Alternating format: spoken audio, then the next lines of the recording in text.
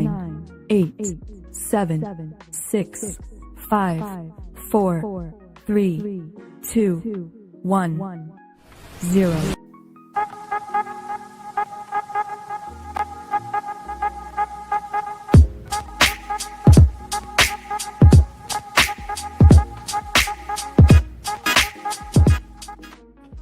Well, hello.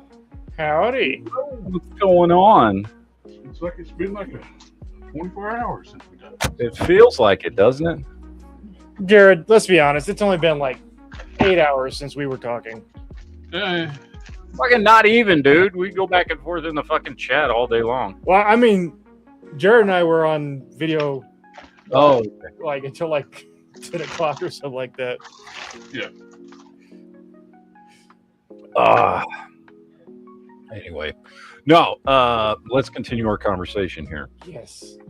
We were talking about My Adventures with Superman, which is just started season 3. It's what episode? There's 3 episodes out or 4? 3 or 4? I think we're on 4 now. 3 or 4. And The show is really good. Like, it's really different. yes. Like, it's very anime inspired. Yeah. Which, and not just in art style, but it shares a lot of pacing and you know, more stereotypically Japanese anime characters and things like that, and it works. Like, it works as a very different take on Superman and it being its own thing, and I appreciate it for that. I'm sure there are a lot of Superman purists who don't like it. The biggest thing I've seen people complain about it, I haven't watched myself, can't really say. They say they kind of made the villains looks kind of boring. Well, they're very anime. They're very generic animes looking. Like, everybody's kind of got, like, especially the bad guy. Well, in the first season, honestly, the second season and third season so far have not been that way. But in the first season, it was very much all the villains had kind of a. I'm trying not to spoil anything, but they all kind of had ties back to a specific thing. Mm-hmm. So their power sets and costumes and armor and all that kind of stuff had a very similar look. It reminded me a lot of the MCU, where every villain's just someone who's mad at Tony Stark and uses rip-off Tony Stark technology. Yeah, but that was primarily just in the first season. Now, some of those characters are still around, but they've changed since the first season. But there was some of that. I like it just because it is very much an anime take on Superman, but they really haven't changed Superman. Like, he's still, you know, just pure Clark Kent goodness. Yes, and they're not straddling that line between Superman and like making it different. They're fully embracing the different, and I think that's doing a lot for them. Yeah, well, because it's nice because they're not just. I mean, I guess to an extent they are, because it's Superman and Superman, you know, villains and characters, but they're not just like, oh, let's just change a little bit here or there because we want to do our own thing. They're like, okay, here's the world, here's the characters. Let's just do our own thing across the board. I've already seen people turning that Punisher and talking about turning it into Crossbones. Yeah. And it looks good. But yes, I've been in on it since the season 1, and it took me a little while to get into it because I started watching the first season and then I stopped, and then I didn't finish the first season until the second season came out, and then I didn't finish the second season until this season came out, just because I always get fucking bored trying to wait week to week. But man, I like it. I feel like they didn't just change shit just to change shit. They're actually making something different. Like, I feel like this could be one of the different Earths from the Superman we know. Well, you know what I mean? I don't know if you remember that I don't know if it was season 1 or season 2 when Mixie Spitalet came in. They straight up started going through different universes, including the Timverse. Yeah, and I'm curious to see. this could absolutely turn into my adventures with Batman, my adventures with Green Lantern, which I think was a series they were talking about, but it's kind of up in the air whether it's happening or not. But this could be a universe. Yeah, it could be the beginning, much like the Bruce Timm spawned off, Batman, Superman, Justice League, all that kind of stuff. Yeah. It's good, man. I like it. And I usually don't like when they take an American property and animeify it. Like, I didn't like when they did that. They did that to all the Avengers, these little one-off movies. They've done it to the X-Men. They've done it to a few different characters. Marvel's done it several times. Mm-hmm. And I usually don't like it, but this keeps the spirit of all the characters, specifically Superman, Lois, and Jimmy, but just has that anime flavor to it. I don't know, man. It's really good. I like it, and I kind of want it to just be its own thing. That's what we were talking about before the show, because they're kind of getting into this season the whole death of Superman and reign of the Supermen from the 90s storylines. But the way they're doing it is very, very different. Like Doomsday hasn't shown up. I mean, maybe he still will, but he hasn't shown up. But we've already gotten Superboy, and we've already gotten Cyborg Superman, and we've gotten John Henry Irons in kind of a precursor to the Steel uniform, but not full Steel. Yeah. We're basically doing a Future Trunks arc right now. Right. Yeah. And it's really good. And I kind of hope they just do their own thing and, keep going in their own fucking direction and not, just they're doing good. Have fun with it. Tell good stories. Again, they're keeping the essence of the characters, which that's the main thing I care about. It kind of feels like watching watching a what if story line for these characters.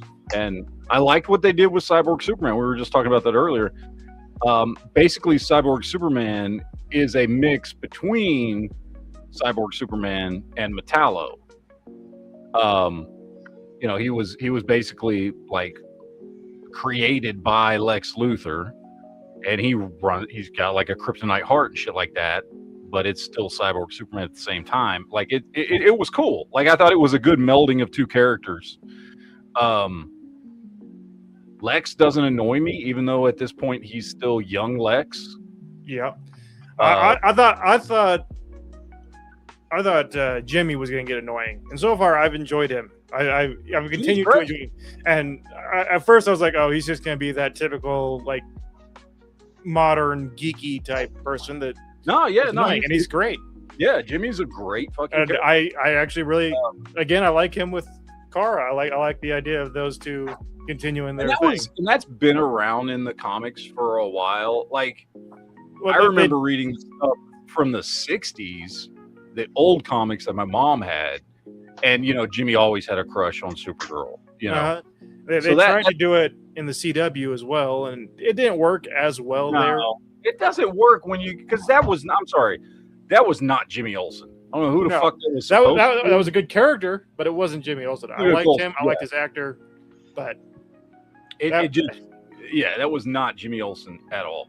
No, man, they're doing their own thing, and it's cool and it's fun, and it's fun in the same way that the 90s animated series, Superman animated series was. Like it's just fun.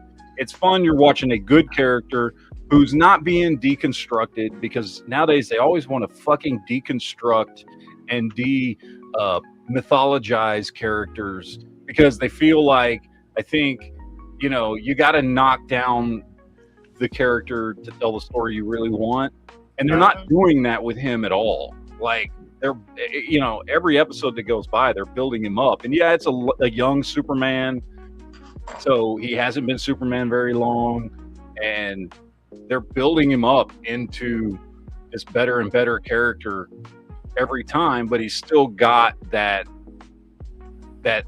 pure core of integrity to him as a character, as Clark Kent, always, which is great, because that's what you want from Superman. You don't want this fucking like we gotta bring this character down and show all his flaws and fuck him up, and just deconstruct him down into nothing because we fucking hate white males or whatever the fuck they do nowadays. You know what I mean? Yeah, exactly. They do everything. It's like there's a little bit of an undertone of like, I wouldn't even say that. I was gonna say it's avoided being extremely preachy and like woke so far without being like too overly in one direction or the other. So here's the thing. Like, okay, so you've got Jimmy Olsen, who in this is black. Doesn't affect the character at all. Nope. He is pure 100% Jimmy Olsen. You've got Lois Lane, who's half, I think she's supposed to be half Korean. Is it Korean? I think so. I don't know what I believe it, if I remember, because there's that one episode where it's her and her dad. She's having a memory of them in the woods when she was young. And I feel like he was telling her like a Korean mythology story or something like that. Yeah. About her mom and stuff. So her dad is still, General Lane. Although I like what they've done with him too, making him not just General Lane, but like way more involved in like the Amanda Waller and he's even a good character. Do you have the touch, Jared? Do you have the cheese touch? Have the power? I muted myself because I didn't want to get copyright strike on your channel.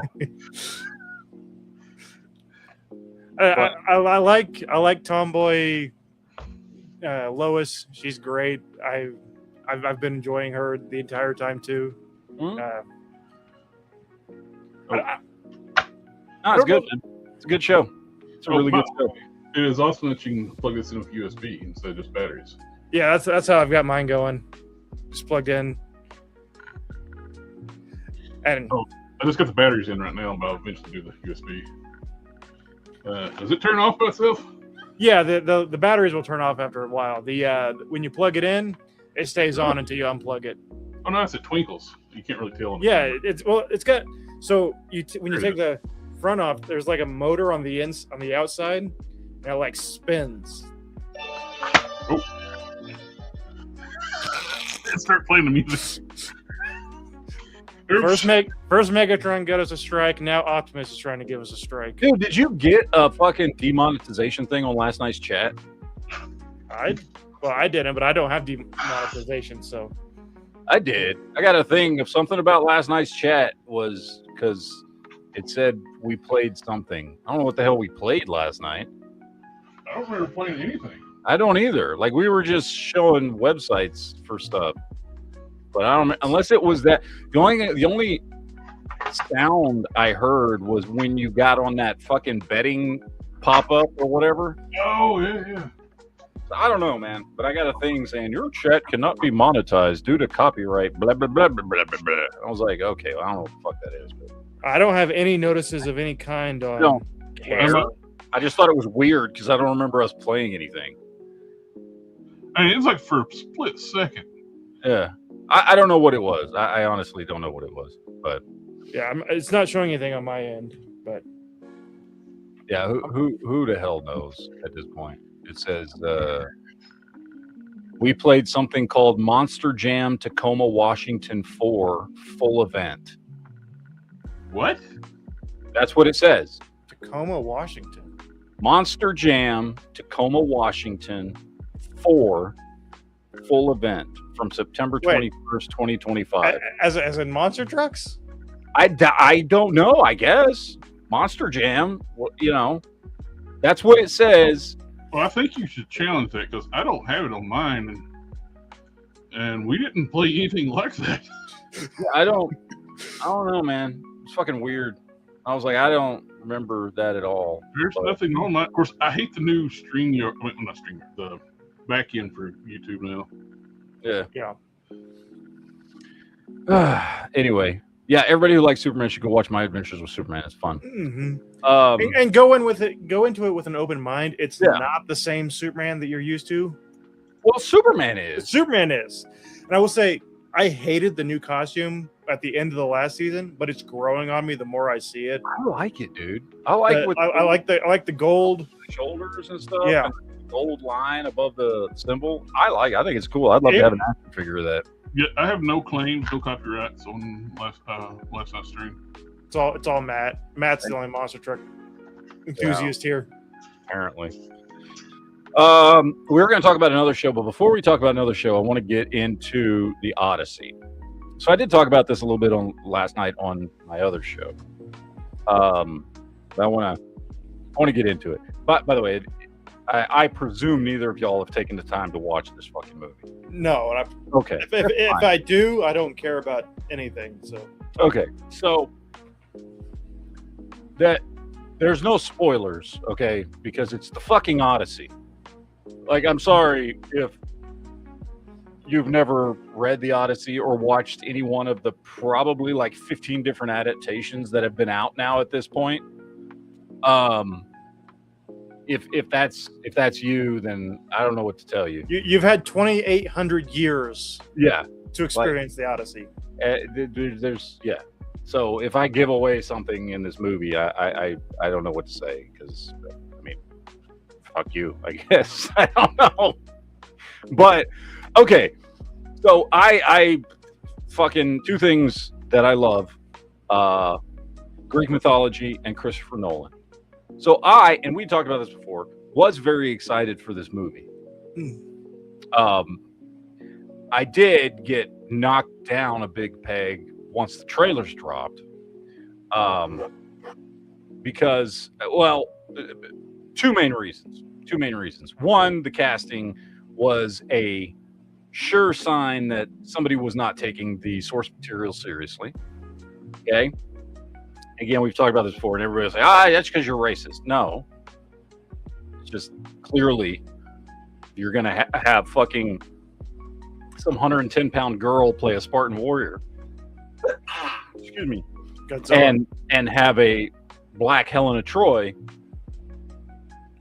You clearly don't take the source material seriously, right? Like, you're trying to do your own fucking thing. You know what I mean? Yeah. That was reason number one. That was like a sign that, oh shit, maybe they're gonna fuck this up.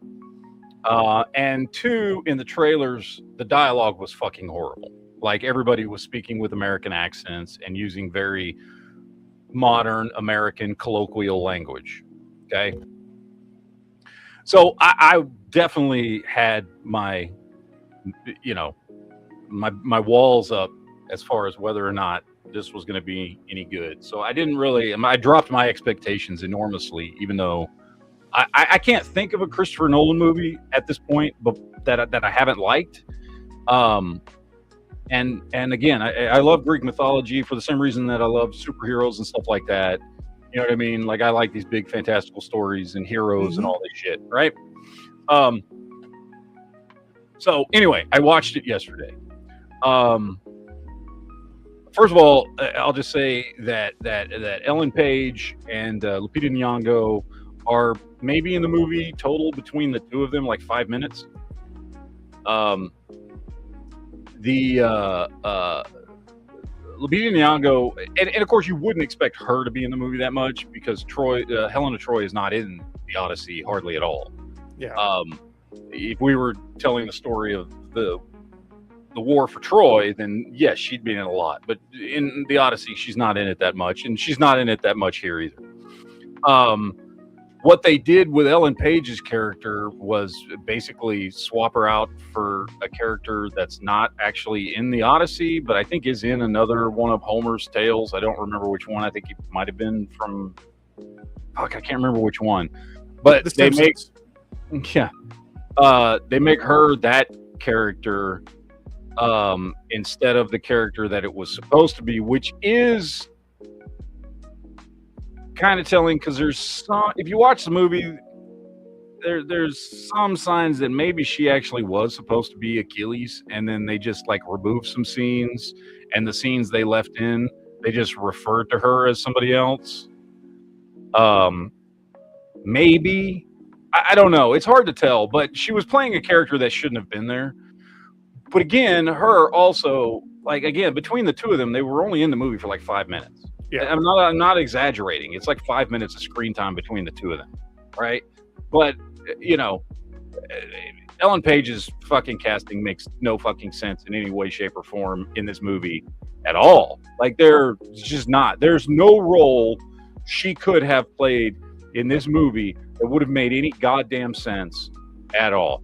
Lupita Nyong'o, had she played any other character like Callisto or anybody else other than Helen of Troy, would have been fine. I don't think anybody would have said a fucking thing. Nobody would have cared.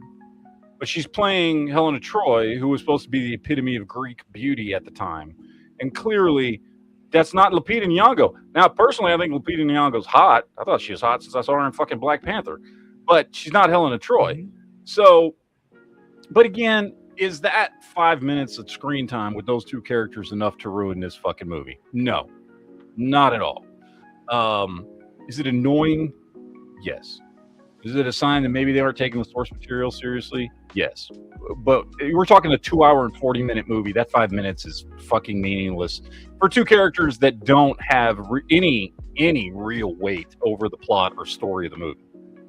So that can be overlooked. What can't be overlooked is that the movie fucking sucks. Like, the whole movie fucking sucks ass. It's goddamn awful. It is, without a doubt, the worst thing Christopher Nolan has ever done. And I'm assuming he's been making movies, like, since he was 12 years old with, like, an 8mm camera. And I guarantee you, those movies were better than this piece of shit.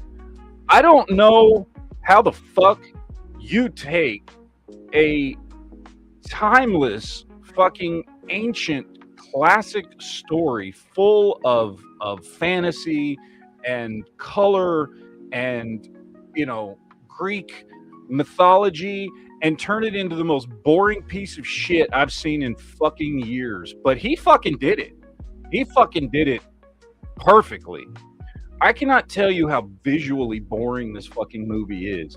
It's like Christopher Nolan rolled in and was like, hey, you know, what we should do, we should take, you know, a very bright, colorful, fantastical, Greek, mythological, over-the-top story and ground it in just dirty reality and put a fucking piss filter all over the fucking screen so that nothing looks bright and beautiful and warm or colorful at all. Like, everything's just kind of a brownish piss color all the fucking time.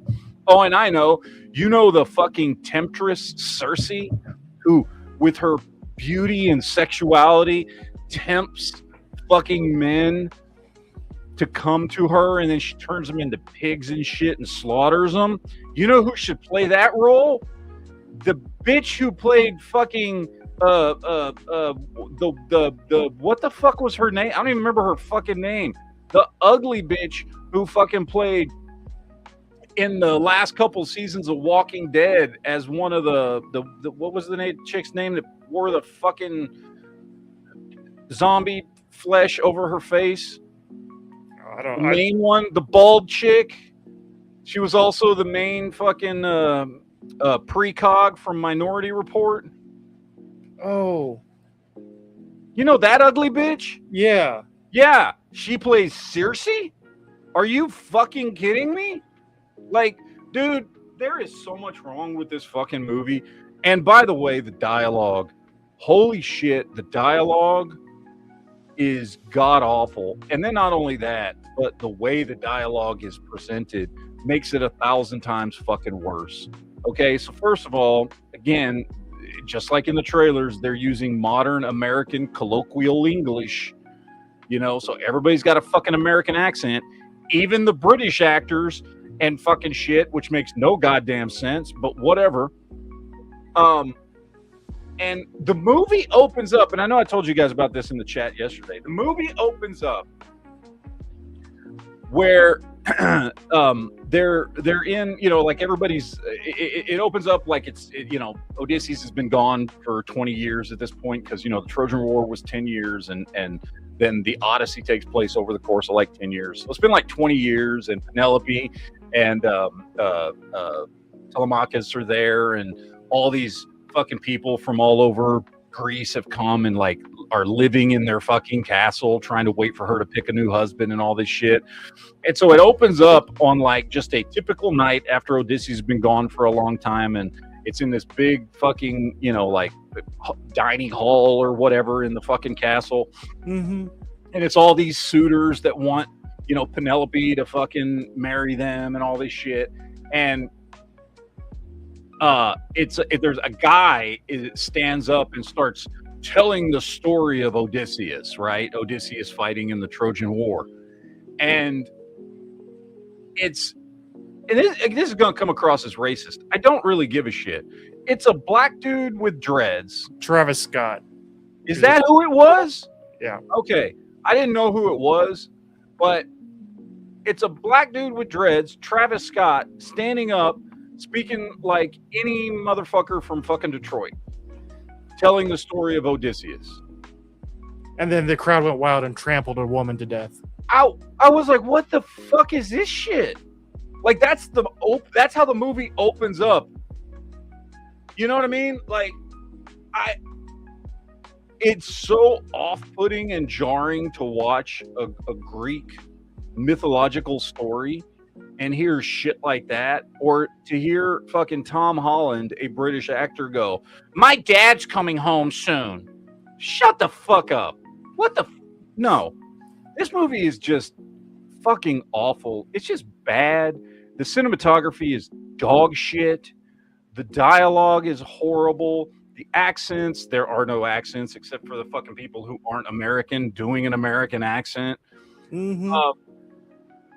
They've managed to make even things like fighting the Cyclops boring. Like the Tempest, Callisto is fine, played by I'm blanking on her name. The fuck's her name? Charlize Theron. It's fine, although they've like really drabbed her down. And Callisto again, supposed to be fucking like, and don't get me wrong, I mean Charlize Theron's hot, but like they like really did their best to try and like drab her down a lot. I'm like, it's supposed to be a fucking Greek mythology, and again with Circe being played by some troll of a fucking woman. And like she's a fucking temptress. Like there's so much wrong. There's not a single Greek actor in this Greek mythology. You know what? I don't even give a shit about that. I know, because but they're remember breaking Moana for all the Polynesian actors and staying pure to their mythology. But see, I wouldn't give a shit about that because I grew up in the age of where to play somebody who was Greek, all you had to do was be British. I'm just but saying, from their point of view, yes, it's very fucking hypocritical. Yeah. It's very hypocritical from their point of view.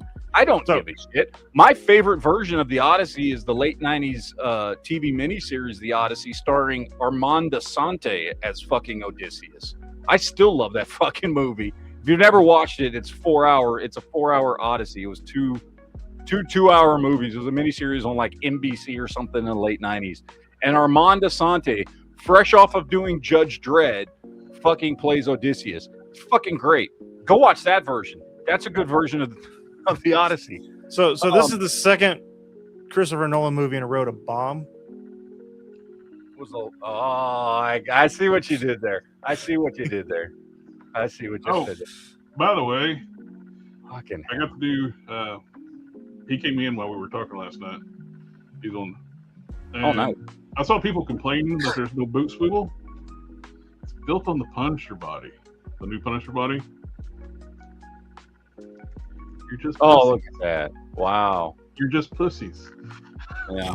They are keyed to the fit of the lower legs, so you just gotta give it a little. Boop. You just gotta break his ankles a little bit. People are fucking morons. Yeah, I heard this. I heard the standouts for the Odyssey were Robert Pattinson, and I heard Matt Damon was decent for what little he was doing. So here's the thing about Matt Damon. Matt Damon, honestly, I think Austin. I think Matt Damon did a good job, but he really just he did not come across to me as Odysseus. In every version of Odysseus that I've ever seen, Odysseus is an over-the-top strategic mastermind. And even when they replay the whole Trojan horse thing, which was Odysseus, that was his thing, right? They don't focus on like, oh, that this was his idea and he's this fucking genius that figured out how to get into the walls of Troy and blah blah blah blah blah blah blah blah, blah all this shit, right? They don't focus on that. They just focus on the aspect of his character that just wants to get home. And that's like, he's a one-note character through the whole movie. They don't show the intricacies of the character of Odysseus. That being said, Matt Damon did a good job at that with the material he was given.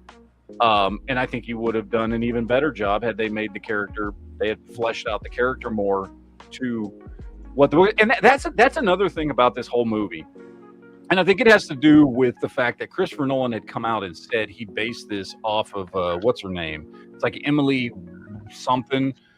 She rewrote the Odyssey in like 2013 with like a modern fucking take to it and stripped a lot of the fucking heart and meaning out of it. And it was apparently a best-selling book or some shit. And he based his version of the Odyssey on her book, not the original Odyssey. Because again, a lot of characters are like that. They're stripped down to like one-note characters. So, but he did fine. I didn't have a problem with him. He did not stand out as somebody that was like, oh, what the fuck. Robert Pattinson, I don't know why people are giving him praise, because honestly, he was just a dick. Like, he was just a dick in the movie. That's all he was. He played the dick who really wants Penelope to marry him. He just played like your typical fucking bad guy. Like, it was, again, very one note. There was nothing that stood out. I'm hearing the same thing Mr. Scary says. I heard the standout was Anne Hathaway. Not really. Because here's the thing. Nobody stood out in this fucking movie. Again, she's an extremely one-note character. The only thing they focus on with her character is that she does not want to marry anybody else and just wants Odysseus to come home. And every piece of dialogue she fucking has only ever references that. Every time I see Matt Damon, though, like when every movie, like he's playing some kind of foreign actor. I just think that the Sam Adams commercials, like your cousin from Boston. Yeah. And then fucking Tom Holland was fucking awful in the movie. I'll be honest. I don't think Tom Holland's a great actor anyway. Like, I think he does fine with Spider-Man. It's very entertaining as Spider-Man. But I don't think Tom Holland is like a great actor. No. I think he's an okay actor. You made a mistake. Christopher Nolan's in the chat. Hey. You know what? Christopher Nolan can go fuck himself, because seriously, like, I love Christopher Nolan, and he just, I don't know what you know what? This movie did not feel like a Christopher Nolan movie. You know what I mean? This is like, it doesn't feel like a Christopher Nolan movie. Like, if you're going to, so here's the thing. Hold on. So the changes he made to this movie, one, because he based it off of the like slightly over 10-year-old retelling of this story by Emily What's-Her-Fuck instead of the actual original story. The changes he made in this movie were in no way big dramatic changes to the meaning of the story or to push any certain points across. It was just like, let's just do shit different than what people expect from an Odyssey movie. And his answer to how to do that seemed to be to dumb down the movie and make it bland and lifeless and fucking colorless. And again, this is a Greek mythological story where, I mean, dude, for anybody, and I've never been to Greece, but Greek culture and heritage and architecture and music and clothing and food is colorful and beautiful and over the top. And that usually gets represented even in some of the most schlocky versions of Greek mythology. Look at fucking Hercules, the Legendary Journeys. It was a bright, beautiful, colorful show, even if it was, Sam Raimi shooting on a shoestring budget in fucking New Zealand. it was highly entertaining, and it certainly played into the mythological, over-the-top aspects of the stories it was dealing with. And most Greek mythological stories that come out now, whether they be on TV or movies or things like that, try to stick with that because that is a theme of the type of genre you're working with when you're telling Greek mythological stories. You know what it reminded me? You know what this whole movie reminded me of? Remember that really, really awful fucking Hercules movie with The Rock, where they just basically took all the fantasy and mythology and stripped it out of everything and made it really, really fucking boring, and where you just didn't give a shit about Hercules anymore? Like, that's what this movie did to the story of the Odyssey.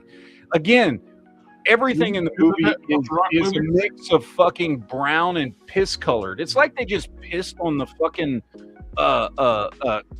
camera lens, give everything a brownish, yellowish tint. There's no... It's got that Mexico tint. Exactly. Like, there's no... The cities that they go to, or, you know, like there are characters that are portrayed in the original story as living in these, you know, grand palaces and things like that in this movie are living in fucking huts. Like, it's that level of, like, they just took everything. It's like Christopher Nolan was like, I want this to be really, really gritty and realistic. Okay, cool. That worked for Batman.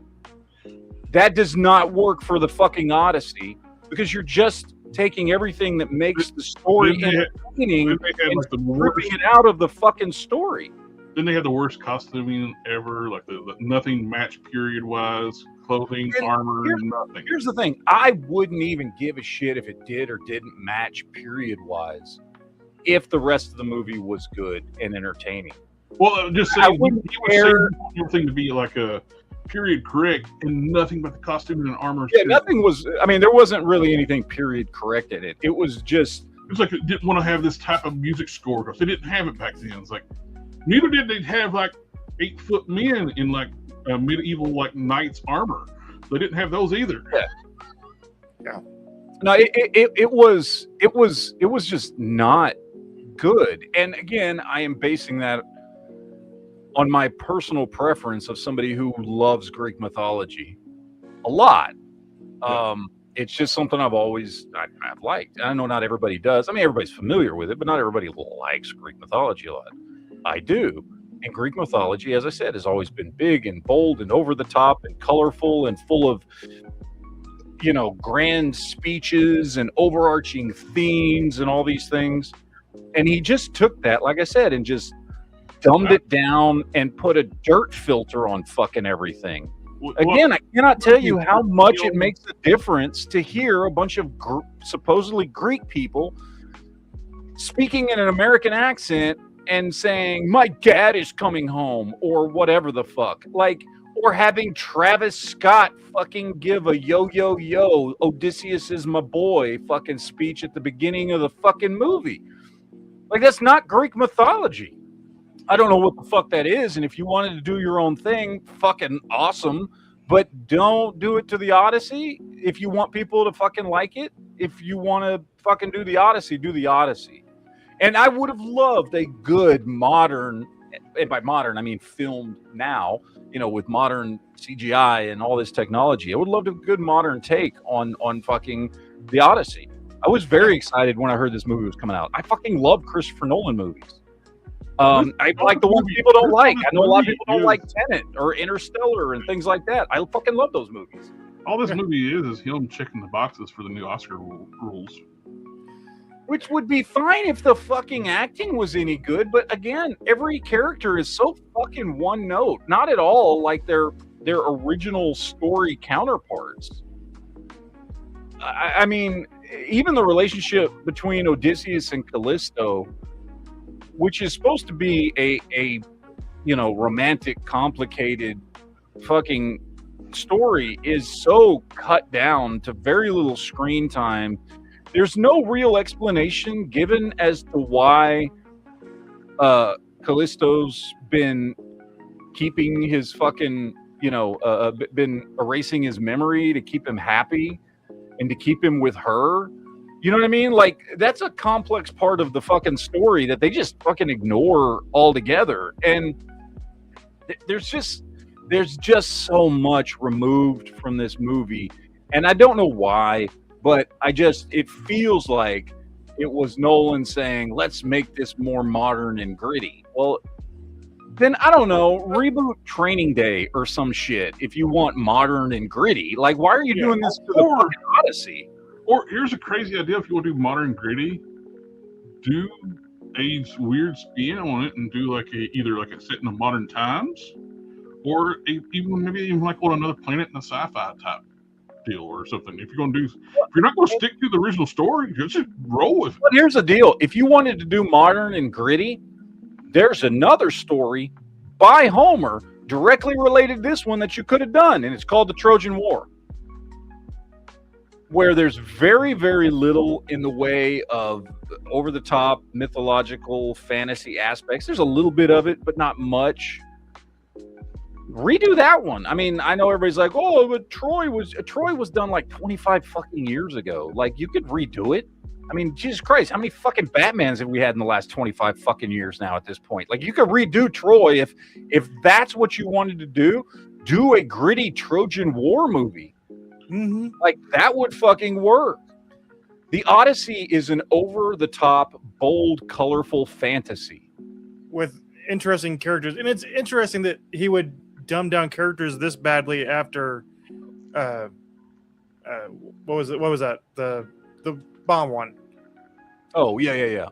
Where he took very unassuming characters and made everyone interested and want to know more about them. Mm-hmm. Versus you get the exact opposite here. Yeah, and again, I don't know how much was him or how much was that because I've not read it. I've read excerpts from it, and I'm aware of it. That retelling from like 2013 or 2015 or whatever the fuck it was of the Odyssey by that fucking feminazi chick that wanted to rewrite it and strip all the fucking meaning out of it and all that shit. I forget her name. Emily Lake? Is Emily something? I can't remember. It's out there. Somebody can Google it. Tell me who it is. And so I don't know if it's that he based it off of that, or that he also wanted to like dumb it down and gritty it up, or if it's more than likely a combination of both. Emily Wilson. Emily Wilson. There you go. 2017. 2017. There you go. Mr. Scary 3 Prince said it in the chat too. Yeah, Emily. Thank you. But yeah, it just, I don't know, man. It just it did not feel like the Odyssey. Again, even some of the fantastical elements, like the Cyclops, for instance, just bored me. It just bored. I was bored watching this fucking movie. Now, redeeming point, sort of, kind of. The last 20 minutes were actually pretty good. If you can make it that far. Again, this is like a 2-hour and 40-minute movie. The last 20 minutes, and I say pretty good, part of that may just be relatively, because of the first 2 hours and fucking 20 minutes were so bad. The end seemed pretty good. But I did like the whole sequence in like the last 20 minutes when he does finally come home and that whole storyline plays out of, all the suitors coming in and trying to string the bow, and, nobody really knows who he is. I mean, a couple of them do, but nobody really knows who he is. And he's the only one that can string the bow and shoot the arrow through the axes and all that shit. And then he fucking takes on a room full of motherfuckers that are all trying to kill him because they realize it's him and shit. Like, that was actually really well done. The choreography was really good. And that was the only part of the movie where I actually like put my phone down and started paying attention because I hadn't been driven away by the rest of the movie. I say that facetiously. I did play on my phone a little bit while watching the movie, but that part made me actually go, oh, okay. So like the last 20 minutes was decent. Granted, the last 20 minutes have nothing to do with any of the high concept, fucking fantasy, over the top, colorful elements of the story. The Odyssey is just the part where he comes home and fucking basically proves who he is and then kills some motherfuckers, right? So that, I think, because of the nature of that part of the story, not needing to be colorful and fantastical, maybe that's why that worked, and I enjoyed that part of the movie. But dude, a 2 hour and 40-minute movie, 20 good minutes, like, no, that's not a good movie. That's not worth fucking going and spending money to see this shit. But I guarantee you, people are going to come out of the woodwork and say this is a fucking great movie and a masterpiece and all this shit. And it's going to be a bunch of motherfuckers who fucking don't give a shit about Greek mythology and have never read the fucking Odyssey. But because it's fucking Christopher Nolan and because they don't like the backlash, they're going to come out and say it's the greatest fucking thing since sliced bread. And this movie's probably going to win some fucking Oscars and shit like that and all this shit. Which is a shame because it is telling people, it is telling Hollywood that you can make dog shit. And you know, I don't know if this movie's made any money. I heard it was on track to make like $110, $120 million. Friday alone, the Odyssey made 51,200,000. It's going to make money, which is a shame. Because this movie's not good, and this just teaches Hollywood that you can make bad interpretations of shit that do not, in any way, shape, or form, preserve the spirit of the story. And as long as you check some boxes, and as long as you get the right name attached to it and call it gritty and realistic, that you can make money. From everything I've seen, the production looks like a TV movie. Yeah, dude, the special effects are okay. So does this feel wrong with them? And I'm not even talking about a modern TV movie. I'm talking about like Sci-Fi Channel early 2000s TV movie. So does this feel more like a 2013-14 era like retelling, like when we had like RoboCop and like a bunch of these movies that were coming out that were like the dark gritty versions that No. Because despite all that shit, if you look at RoboCop, if you look at Total Recall, remember the Total Recall fucking reboot? There was something about those movies that was still entertaining. Mm-hmm. Like, they weren't trying to dumb down. Total Recall wasn't trying to dumb down the original movie, right? Total Recall was, in all honesty, trying to do something different, but was trying to one-up the original movie. Now, it didn't succeed. I don't think RoboCop succeeded in one-upping the original RoboCop, but they tried. Total Recall tried to do something crazier, and like, if you watch, go back and watch RoboCop, which I like RoboCop and Total Recall, the reboots. They're not as good as the originals, but I like both those movies. Yeah. If you go back and watch them, man, they fucking loaded those movies with shit, trying to make those movies big and bold and over the top, and trying to take, the origin of those stories and fucking do new, bigger shit with them. They could have done one thing. I think would have made the RoboCop reboot successful. Not put them in the stupid black suit. Let's see. I didn't even. The suit looked fantastic. Oh, the suit was awesome. I liked his black suit. I think practical black. Yeah, it was a little goofy, but I thought it does change up in the movie. But yeah. I liked the black suit. What I didn't like is they took his gun and made it that weird like he's got like sleeper rounds or trank darts. And, well, it's a PG-13 movie. Yeah, they weren't letting him. It can't be darker than the original. The original one was. Yeah. Well, where the RoboCop movie, I think,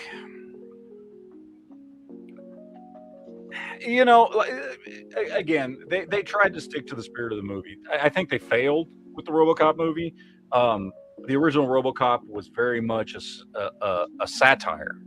I mean, it was a hard sci-fi satire of a lot of the things that Paul Verhoeven, who was the director, and a lot of things Paul Verhoeven was trying to make fun of, like television and news and corporate greed and all this shit that he didn't like, and he did it very well in that original RoboCop movie. The new RoboCop was also trying to play on making fun of or doing a satirical take on like big tech corporations and news media with like the Samuel L. Jackson character and things like that. Like it was trying to do the same thing. It just didn't pull it off successfully like the first one did. But again, at least it was fucking trying. Yeah. The Odyssey was doing the exact opposite. It was trying to strip those fantastical elements that make the Odyssey out of the fucking movie. And it did. It stripped the color and the vibe out of the story, just in the effort to do something different. If the review channels thought that the Odyssey was an amazing movie and had some flaws, you might need to find a new review channel. Yeah, it was not an amazing movie. I would say the exact opposite. It's not an amazing movie. It had some cool stuff in it, primarily the last 20 minutes, but it was not an amazing movie. So I would go. You know what was awesome? Transformers 1. That should have got. Transformers 1 was fucking awesome. You know what I would say if you want to watch He-Man. If you want to watch Greek mythology, first of all, if you want to just watch just overly fun, goofy, but incredibly entertaining Greek mythology, go back and watch Hercules: The Legendary Journeys. That show's fucking awesome. If you want to watch what, in my opinion, is a good adaptation of the Odyssey, watch the late 90s Armand Assante version. That's like 4 hours long.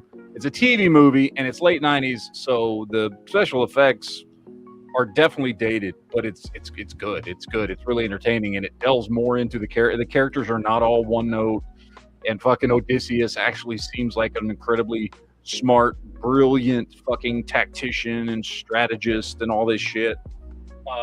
If you want to watch something more modern with better special effects and you like Greek mythology, go watch the reboot of fucking Clash of the Titans. The sequel sucks, but the reboot of Clash of the Titans, I actually like the first one. With Sam Worthington. Yeah. Yeah. Another good one is what's the one about Perseus? Percy Jackson, no, Lightning Thief. Shut the fuck up. No, the one they did mid 2010s ish, or no. It was late 2000s because it was Henry Cavill right before Man of Steel. Legend or something like that. It was where he plays Perseus. Yeah, it's called Legend or. What? I gotta look this shit up. Hold on, because I gotta remember the name of this movie. It's actually really good, and it's kind of a very Immortals. There you go. And you know what? The one thing I really liked about that movie that I had never seen done before, and I don't think I've seen since, was the way they portrayed the gods in that movie. As like, usually Zeus and Hades and all these characters are old, gray-haired, fucking bearded fucks. And in that movie, they were like, fuck, why would Zeus be old? He'd be young and fucking ripped. And they got, I forget the actor's name, but Luke Evans? Yeah, they got Luke Evans to play fucking Zeus. Like a late 2000s ripped Luke Evans, which I know that's coming across as incredibly fucking gay that I'm saying this was a good part of the show, but it fucking was, because usually they always portray the gods as old and blah, blah, blah, blah, blah. And like, well, they're fucking gods. Why would they be old? They would still be fucking young. They're fucking, you know what I mean? Like, we're looking at you, Thor, Blood and Thunder, or Love and Thunder. Yeah. All right, Martin, thank you for the super chat. 22 months is counting. The channel still for the best corn music. I love that. This is all Leo, by the way. Leo makes great corn music. But yeah, man, the Odyssey is incredibly disappointing for somebody who's a fan of the not just the source material, but the genre of Greek mythology. I haven't watched Immortals in a while. I need to go back and rewatch that. Immortals is a great movie. It's very much got a you can tell it was very, very inspired by like 300. You know what I mean? Yep. Oh, that's even the advertising for it. Like Yeah, it's From fucking the great. producers of the 300. Yeah, but like I said, if you like Greek mythology like I do, there's way better movies to go out and watch. Again, Hercules' Legendary Journeys is fucking 6 seasons, I want to say, maybe 7, of just fun. You know, the original Odyssey from I say the original, it's not the original, but the Odyssey from the 90s, Immortals, Clash of the Titans. There's some good, fun Greek mythology 6 movies seasons and of shows out Legendary Journeys. Yeah. Then you had like the spin-off of Xena and Yeah, which I Xena was okay. I thought Xena got better as it went on, yeah. but I was not a fan for the first 2 or 3 seasons. It did get better as it went on. But yeah, the Odyssey is just really disappointing. And again, and I'll go back to where I started this, which is, and it had nothing to do with the casting of Ellen Page and Lupita Nyong'o, because they're in it so little that it really doesn't affect the story at all. It's a fucking footnote in the movie. It's still hilarious, like the best soldier ever. It's like an arm this big around. It's like, Yeah. can't even carry like the fake armor she's wearing. But yeah, for people out there that are fucking like, oh, I won't go see this movie because of Lupita Nyong'o and Ellen Page. No, that's not why you shouldn't see this movie. You shouldn't see this movie because it's fucking awful. Because everything else about it is just bad, poorly done, just across the board. The acting, the dialogue, the cinematography, just everything across the board. They took a beautiful story and made it fucking boring. That's what they did. They took a beautiful story and made it fucking boring. Yeah. So, and that's a real fucking shame. Because again, I love the only Christopher Nolan movie I'm not a huge fan of is Dunkirk. And it doesn't have anything to do with the story or the cinematography or the acting. It's just one of those fucking movies that I felt like Nolan put a twist in it that didn't need to be in it, and I thought it took away from the overall story. Because for those that don't know the story of Dunkirk, it is an incredible story of fucking heroism by regular British citizens during World War II. And he did this whole telling the story in 3 timelines gimmick to tell the story. And to me, it just takes away from the movie. I'd rather him just had filmed it, in one story, one timeline, right? Which he didn't do, and I thought it took away from everything. The story itself was fine, and his cinematography and the acting and the characters were all great, but it's just it was at that time where I think Christopher Nolan, and I don't think he really does that as much anymore, but I think there was a period in time where, because he got big because of Memento, he felt like he had to put some weird storytelling twist into it. Not necessarily a twist in the plot or having to do with any of the characters, but a twist in the way you tell the story. Yeah. And he felt like he had to do it to make it unique in his. I maintain Dunkirk would have been a better movie had he not done that. And in fact, I would what I would love to see? I would love to see somebody recut that movie, because of the fact that it's just a way in which the information is presented. You could rearrange that fucking movie and just have it be one straight timeline instead of you're watching 3 timelines going all at the same time. One takes, if I remember right, one is over the course of 3 hours. One is over the course of, it's like there's one storyline from beginning to end that's like 3 hours, and one is like 3 days, and one is like 3 weeks or something like that. I can't remember what it is. And he's telling all these stories simultaneously, and it flashes back to it's just weird. It just takes away from the fucking movie. Re-edit that fucking movie and do just a straight, and it'd be way fucking better. It's like watching the first season of The Witcher. You're like, oh, yeah. 2 episodes in, you realize, wait, they're time skipping. Yeah. Richard McDonald, I have a fun soccer fact for you. All soccer is women's soccer. I don't disagree with that. And no, America, they keep pushing and pushing, trying to get Americans to like soccer. It's not real. No, we don't like soccer. I don't care about soccer. Well, in my defense, I care very little about sports in general. Mm-hmm. So I don't like watching dudes in skin tight outfits running around chasing each other's balls. So no. My thing is, I don't like watching. I like superheroes, watching, but they're not chasing each other's balls. Here's the thing: I don't like watching other people do things that I'd rather be doing. Marvel DC, they can too. Hey.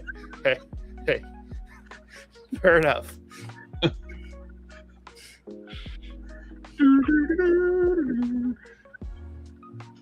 But anyway, let's talk about we've talked about the Odyssey for like 45 minutes. Too which long. is fine. I think it needed to be talked about and discussed. There's a movie that came out this year. If you want to, like the mythological, like in Sword and Sorcery, go watch Masters of the Universe.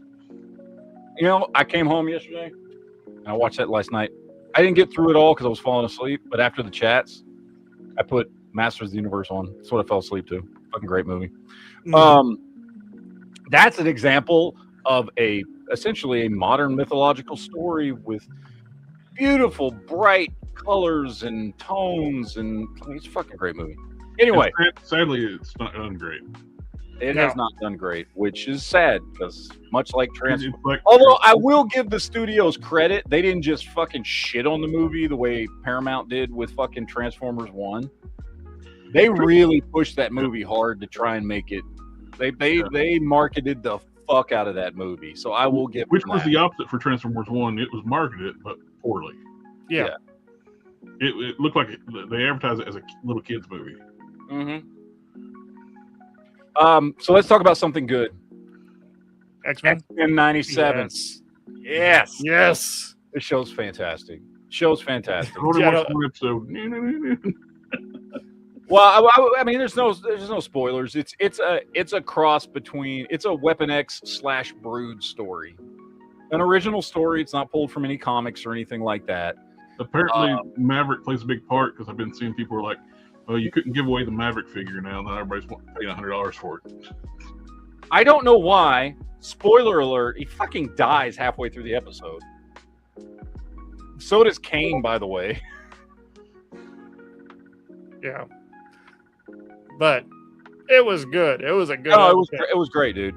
It was awesome. It was very much a and they played into it absolutely 100%. Like they knew what they were doing. They played into the whole aliens vibe of the episode. Like was it Maverick? I think it was Maverick that at one point it's like game over. Like they played it. They knew they were basically doing like an alien story with the Brood. And it was great. The whole season has been fantastic. I loved the first two Uh-oh. The Brood got to Matt. What? Oh wait, you're skipping and freezing. Oh, was I? You still are. Motherfucker. You have a very concerned look on your avatar right now. Game over, man. Game over. I think you made Christopher Nolan mad. He turned out. Okay, you're back. Okay. Let me know if I start skipping again. I don't know. But no, man, the whole first season was fantastic. So far, this season has been fantastic. I actually really liked Morph in this week's episode. I did too, and I keep expecting to get irritated with him pining after Wolverine like he's doing, but they're doing it well enough that I'm like, I don't care. Yeah, it's good. I want the action figure of him in that fucking stealth suit. Yes. Well, also think of all the possibilities with Morph. We could get, because of Morph, we could get an X-Men 97 Spider-Man figure, Thor figure. We could get I love what they do with him just randomly. I love they don't explain it. They don't have to. They don't need to. Even if you are not a comic fan and you're watching this and you don't know some of the characters he just will turn into, I like that they don't even bother to fucking explain it. See, I actually forgot about Morph for a second, like a week or two ago when he turned into Thor. I was like, oh, wait, when did Thor show up? What is? Yeah. And then it's, oh, wait, that's Morph. Yeah. Now, I love it. They don't explain it. They don't go through. They don't fucking walk you through it like a fucking baby or anything. It's just like all of a sudden, Thor or fucking Captain America or Hulk or the Thing or whoever will just pop up on screen and start kicking ass in the middle of the fight, and then they just fucking disappear, and you go, "Oh shit, that was Morph." It's so nice to have it not be so burdened by all the like character rights things where we have these characters existing in universe now, confirmed. Yeah.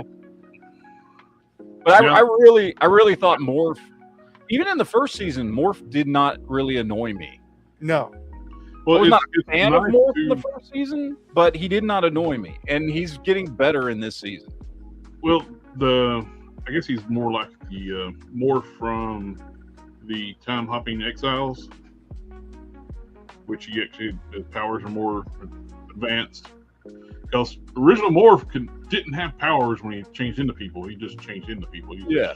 No, he gets so this version of Morph is the one from the Exiles. So he's got basically he can mimic any physical powers of whoever he turns into. Mm-hmm. So nothing, like magical or mystical or like psionic powers and fucking telepathy and telekinesis. That kind of shit he can't mimic. Like he can't mimic Spider-Man's webs, but he can mimic Spider-Man's physicality. Yeah, and I think he was doing a little bit of sticking to walls and stuff a little bit, wasn't he? Yeah. Yeah. Yeah, he can mimic the physical aspects of Spider-Man, which, by the way, he is the most powerful X-Men. Like, if you look him up, he's listed as an Omni-level mutant, a Mega-level mutant. Yeah. Like, because he literally can turn into the Hulk and fucking be as strong as the Hulk because he's perfectly mimicking, because his body's made of unstable fucking molecules and shit. He's perfectly mimicking whatever the physicality is of whoever that is.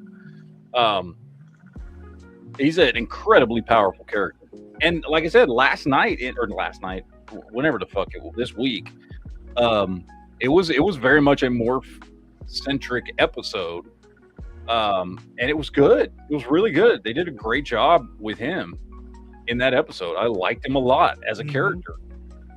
Which, Morph was originally, if you go back to, like, Morph was originally, he was a throwaway character. He was like, let's throw in a character that we can immediately kill off to give some motivation to the X-Men. Like, that's basically what Morph was in the original X-Men cartoon. And so it's cool to see him, like, being his own character and not just a plot device. It's great, dude. The show is fucking awesome. I love it. It's one of the few shows. I was gonna wait till the whole season was out. I can't. I have to watch it week to week. It's good stuff. Yep. I'm trying to think what else has come out. I don't know. You're taking the bullet for us twice in a row now with Supergirl and the Odyssey. So Yeah. movies have just been kind of. I'm just really hoping for some redemption next week with Spider-Man. Yes, Next week, right? Friday. Yeah, next weekend. Yep. Yeah, I'm hoping for some redemption. I've loved the Spider-Man movies. Some are better than others. But Far From Home is not the greatest. It's the weakest link in the Spider-Man movies by far. Yeah. But in general, I've liked the Spider-Man movies. They have never reached the heights of the Raimi movies, but they've also never reached the lows of the Amazing Spider-Man movies either. They've sat comfortably in the middle and been entertaining Spider-Man movies. So I'm looking forward to it. The trailers look good. I'm hoping, which, of course, Kevin Feige had come out and really? Fucking was that a seagull? That was my fucking chihuahua. Jesus Christ. Kevin Feige came out after the end of No Way Home because of that final scene, everybody was asking about it. He's like, no. This is going forward. Now this is the beginning of a more comic accurate Spider-Man. Because of course, I mean, in the first 3 Spider-Man movies, Peter Parker was basically Tony Stark Jr. Yeah. You know what I mean? And what Kevin Feige said is, no, now going forward, we're going to get a more true to form Peter Parker, you know, a more comic accurate Peter Parker. No Way Home was like the evolution of him moving from our MCU version into a more comic accurate version. And I hope that's true. But even if there's stuff in it that's not, you know, in line with comic book accuracy, the movies have been entertaining, so I've enjoyed them all. So I'm hoping it's good. You know, I mean, this is the first Marvel movie we've gotten this year. I know we're getting Doomsday later in the year, which I'm hoping with the movie we get a trailer for. Although they might, and next week's SDCC 2, right? So it comes out. We're going to get a fucking Doomsday trailer this weekend. Yeah, I think so. Either in front of the movie or at SDCC or both. We're going to get a fucking Doomsday trailer of some sort this weekend, if I were to bet. Yeah.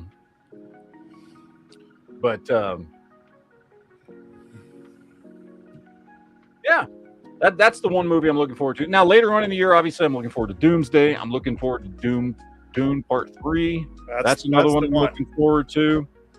And are we still on track to have Doomsday and Dune Part 3 come out on the same weekend? I know that was a thing a couple of months ago that they were both scheduled to come out on the same weekend. Which all that means for me is I'm going to spend twice as much money going to the movies that weekend. Dune is December 18th.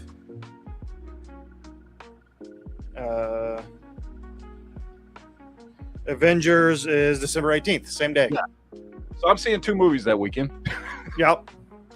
So, I do want to see both of them. I've loved the Dune movies so far, and I know they've kind of truncated the movies to an extent. And there's, you know, they've kind of moved some things around from the original stories, but it's been done very, very well. Movies are really good. I thought the second one was better than the first one, so I'm hoping the third one's even better than that. Yeah. They're good. Yeah, I'm looking forward to. I'm trying to think what other movies are coming out this year that I give a shit about. Spider-Man, Avengers Doomsday, Dune Part 3. I was looking forward to The Odyssey. That was fucking waste of time. Yeah, I don't even remember what else is coming out this year. I'm sure I know there's other stuff. Oh, Roland Tripp says no love for a Street Fighter. I will watch it. I'm gonna be honest. I'm not gonna go to the movies and pay to watch it though. That's not a movie I'm gonna pay to go see. Super Troopers 3 is in August. Let's see.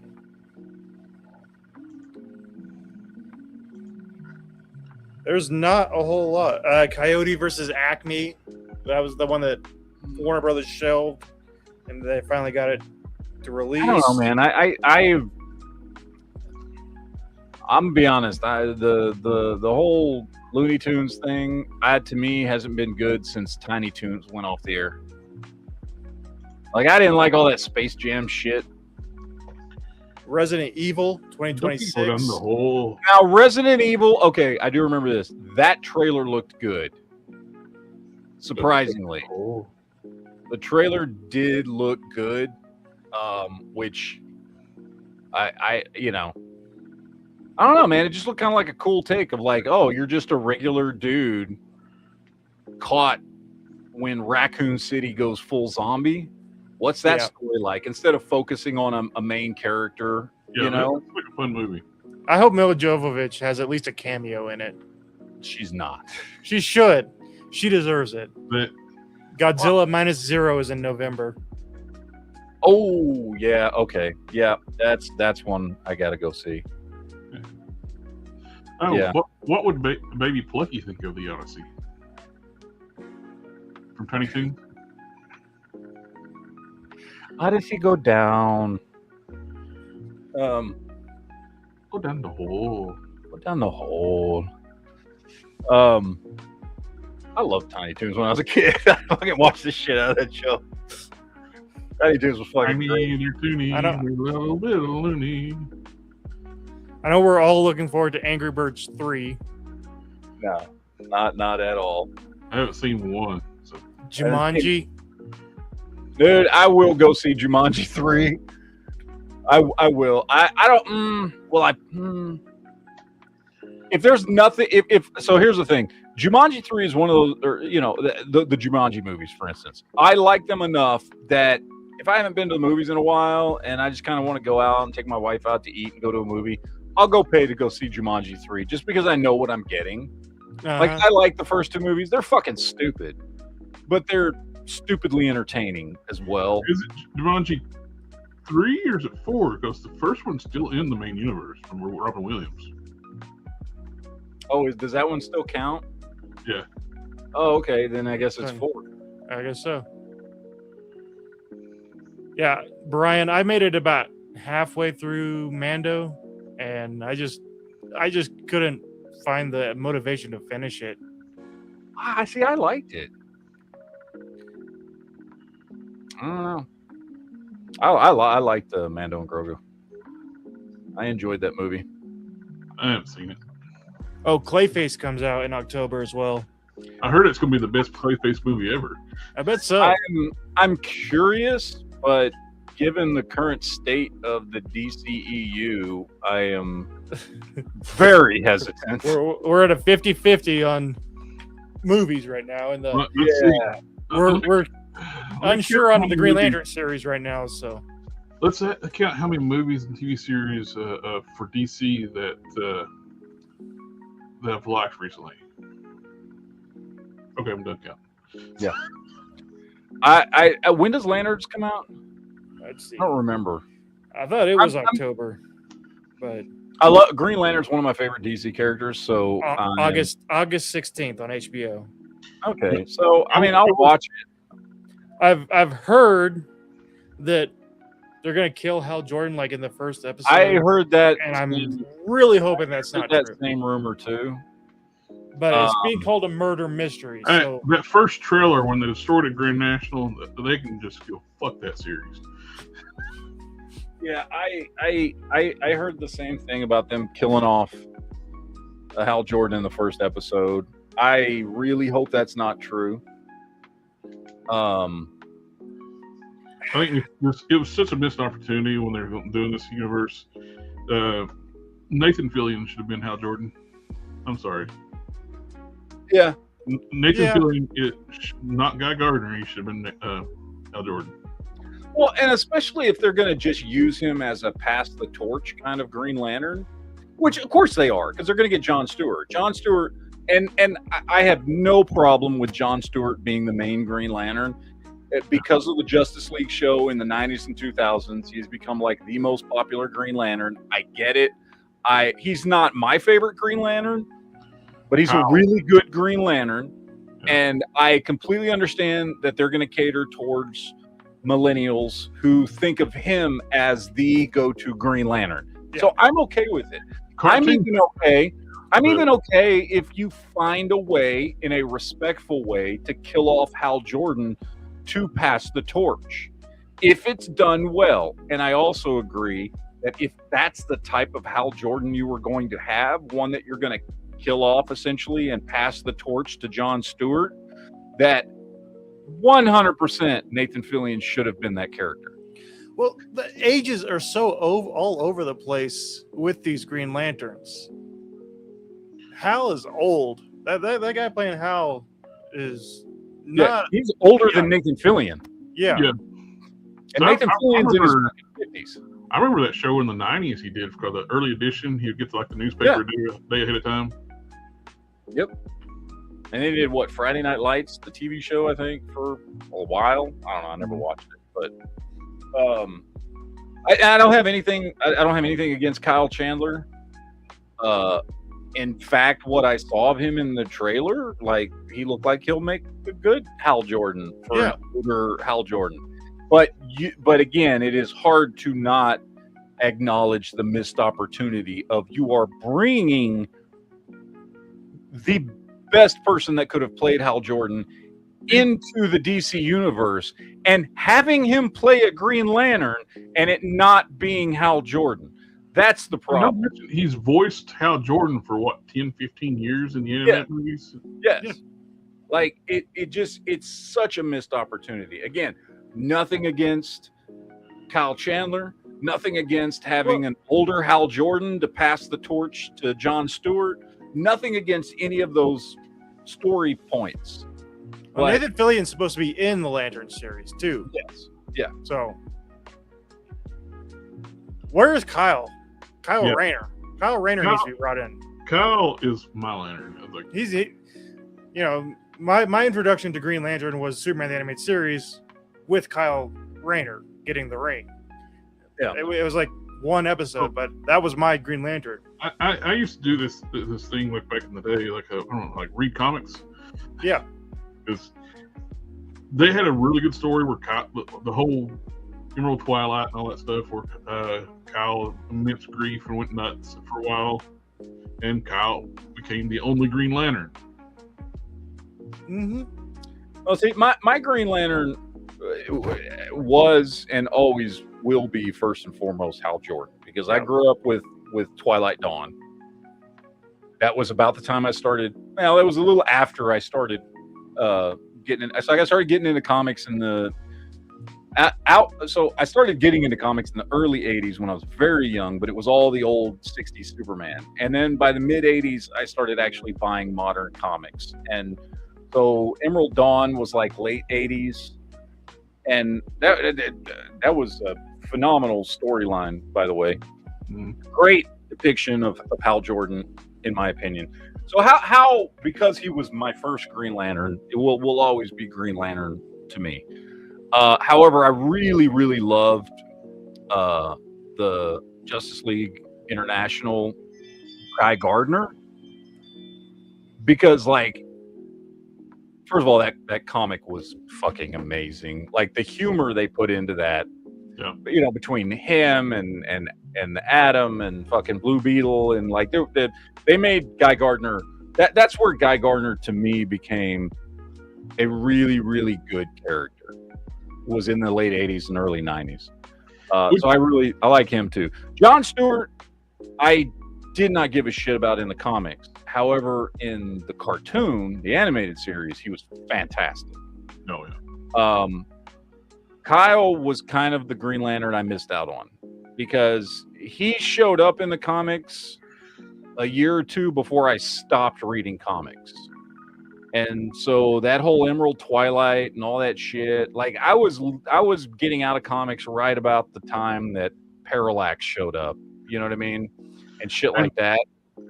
I will say too, I hate the retcon of Parallax when they introduced like the creatures, the entities of the power batteries. Yeah. And Parallax was just a corruption that caused Hal Jordan. That ruins the entire story. You had such a good story where he went mad. He becomes the Parallax, tries to reset the entire universe in 0 hour. During like the arc where the sun was dying, he sacrifices himself to reignite the sun after a sun eater tried to eat it. And he dies, a hero, redeeming himself. Then for penance, they had him become the new host of the Spectre. And he was fantastic as the Spectre. Then then the new editors-in-chief decided to come in and was like, let's reset the entire DC universe and bring back Barry Allen, Hal Jordan, get rid of Guy Gardner's Verdarian powers, which Guy Gardner Warrior was awesome. He was badass. But no, let's just reset everything back to the early 80s and late 1970s. Yeah. Party on Darth. The elimination of Hal Jordan's entire character arc just really messed up the entire series. Yeah, they introduced the whole Parallax thing to just like kind of like No, it's fine. Sometimes heroes fall. Like that was fine with the story. By making he was corrupted by that entity, cheapened the entire story. Yeah, it takes all of the onus off of Hal. Yeah. And Cyborg Superman. Yep. But anyway, back to Lanterns. I will watch it. Yeah. I hope it's good. Again, Green Lantern, not just Green Lantern, not just Hal Jordan or any one particular Green Lantern, but the Green Lantern Corps in general have always been some of my favorite parts of DC. Including Daffy Duck. Well, yeah. So I hope it's good. I hope the trailer, that first trailer was not great. They did drop a second trailer that was considerably better. Yep. We actually saw green in the Green Lantern trailer. That was weird. And so I hope it's good. I want it to be good. I like I said, while I do think it's a missed opportunity not getting Nathan Fillion to play Hal Jordan, especially if you're going to go with an older Hal Jordan, I don't have a problem. I think Kyle Chandler will do a good job.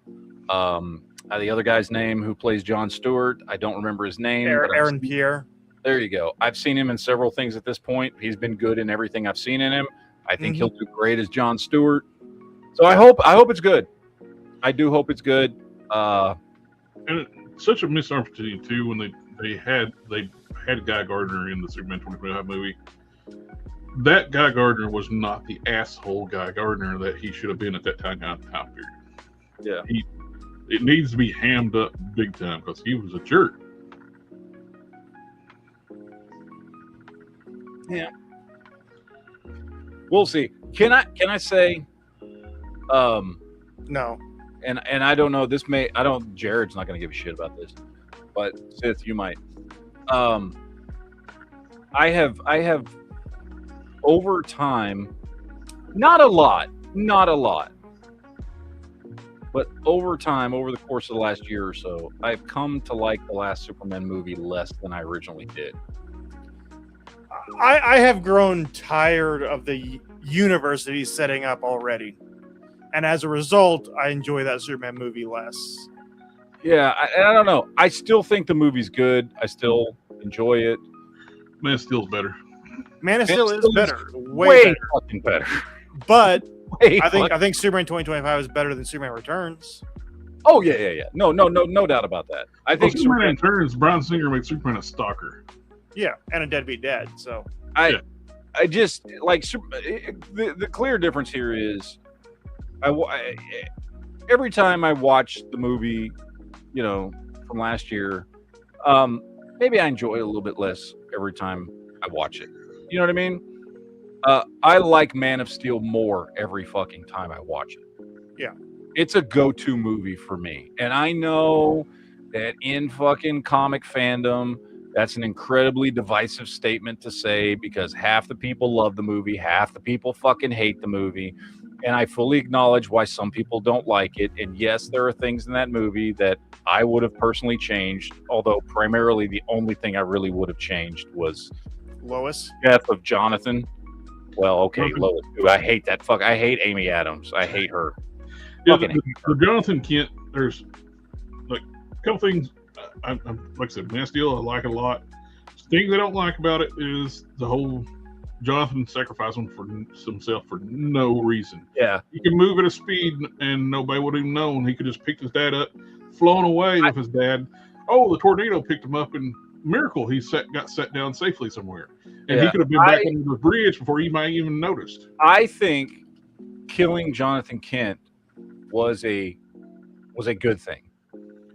I don't think the way it was done was good. And I think that just comes down to Zack Snyder and the people who helped Zack Snyder write the movie not understanding that it wasn't it wasn't some forced situation that Jonathan Kent was trying to prove a point, and that's why he has to die, and that then makes an impact on Superman. The point was to teach Clark that he cannot save everybody, which is why he's supposed to die of a heart attack. He's supposed to die of something that Clark can't do anything about. The way he died, Clark could have easily saved him. Yes. Yes. And again, I'm not. Or it made it even more touching if he actually did try to save him and do like what I just said, and he dies of a heart attack because of it, because of the rush. Yeah, something like that. Again, the death itself not a problem because I think the death of Jonathan Kent was an unfortunate but good. It was a good thing for Superman's character, right? Yes. The way they did it in Smallville was absolutely phenomenal. Yes. Oh yeah. Smallville was fantastic. Well, Smallville was fantastic across the board. The other thing I didn't like about the movie was his speech about should I let him die? And having Jonathan Kent say, "Yeah, maybe." Like, that is not something he would say. I agree to a degree, but I think they were taking it a different direction. Jonathan was way more worried about Clark than he was about anyone else.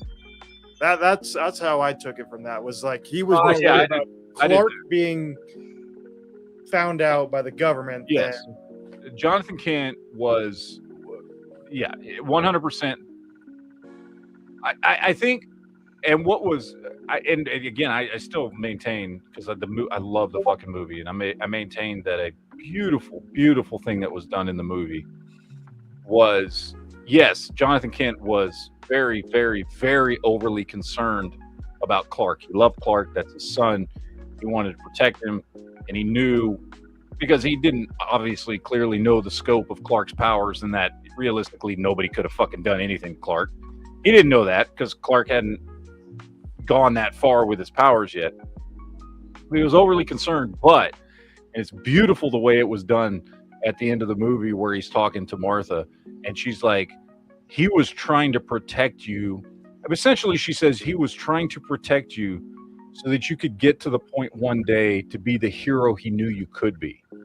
Mm-hmm. And it's beautifully done by what's her face. I'm blanking on everybody's fucking name tonight. Who played Martha? Like, it was a great fucking like. How did you say that name?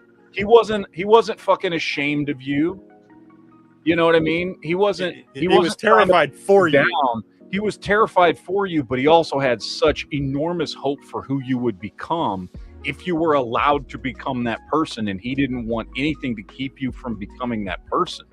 He always saw you as a hero. You know, like it was it's a beautiful moment in that movie.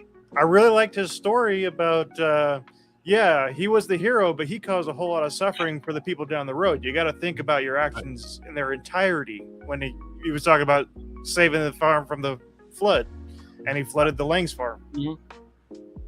Now, I will tell you one of the best things for that movie, though, if you will, whoever it was, they edited the movie and got the colors back to where they should have been. Where everything's nice, bright, and colorful. Yeah. It makes that movie look so it does. I saw someone do an edit of the 2025 movie where they replaced the logo with a more traditional S. And while I like that logo, it looked better with a more authentic Superman crest. Yeah. I'm not crazy about them using the Kingdom Come logo. Yeah. And I don't know if anybody else agrees with me, but can I just say, by far, even in the comics, Man of Steel has my favorite iteration of Zod. Yes.